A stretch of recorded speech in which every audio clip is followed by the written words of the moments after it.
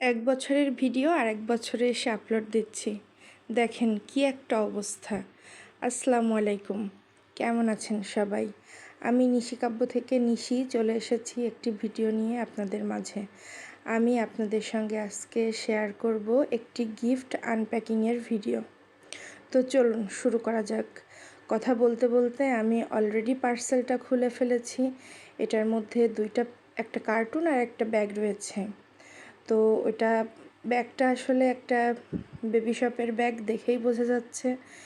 এটার মধ্যে ছিল আসলে আমার বাবুর জন্য গিফট। আর এই গিফটগুলো এসেছে উত্তরবঙ্গ থেকে। আমি আর তার নাম মেনশন করছি না। গিফটগুলো অনেক সুন্দর ছিল, মাশাল্লাহ। আমার বাবুকে তো খুব ভালো মানিয়েছে। কেমন হয়েছে আপনারাও কিন্তু জানাতে ভুলবেন না। আমার তো ভীষণ ভালো লেগেছে, অনেক কিউট হয়েছে, তাই না? আসলে উপহার ছোট বড় সবাইয়ের কিন্তু উপহার পেতে ভালো লাগে। আমি আসলে আমি এতটাই আমার পছন্দ হয়েছিল যে আমি নেড়ে চেড়ে বারবার দেখছিলাম আসলে গিফটগুলা।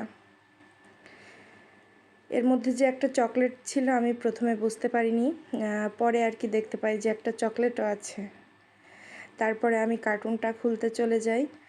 আমি একটা একটা করে পেপার সরাচ্ছিলাম। আমি আসলে বুঝতে পারছিলাম না যে এটার মধ্যে কি আছে। তারপরে গিফটটা বের করলাম।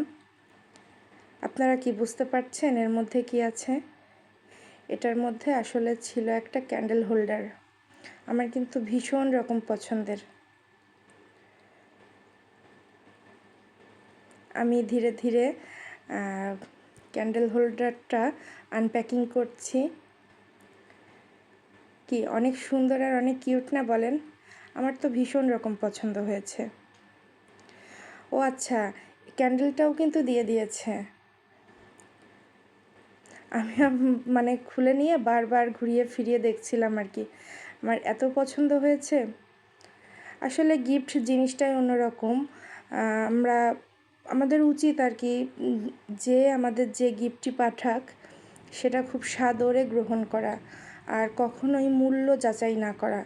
কারণ যে পাঠাচ্ছে সে অনেক ভালোবাসা, অনেক যত্ন নিয়ে আমাদের কথা চিন্তা করে কিন্তু গিফট পাঠায়, না কি বলেন?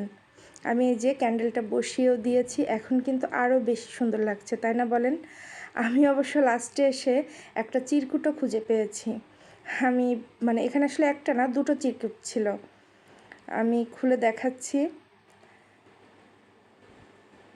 সব কিছু মিলিয়ে অনেক দেরি করে আসলে আপলোড করা হয়ে গেল, কিন্তু তারপরেও অবশেষে যে করতে পেরেছি এটাই আলহামদুলিল্লাহ।